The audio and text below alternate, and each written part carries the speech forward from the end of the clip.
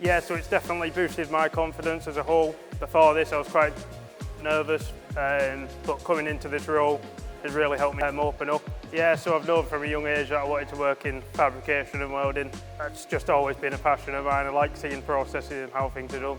So I first learned about welding when I was in school, and I was quite interested in it and all the jobs that come with it. So during the course of my apprenticeship, I learned skills like teamwork, communication, machining, welding and quality control.